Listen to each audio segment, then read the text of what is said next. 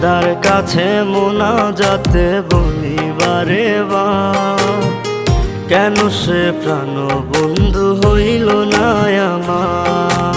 নই কি আমি তার যোগ্য, নাকি আমার এমন ভাগ্য, এত ব্যথা সইতে আমি পারবো না যে আর। খোদার কাছে মোনাজাতে বলি বারে বার, কেন সে প্রাণ বন্ধু হইল না আমার।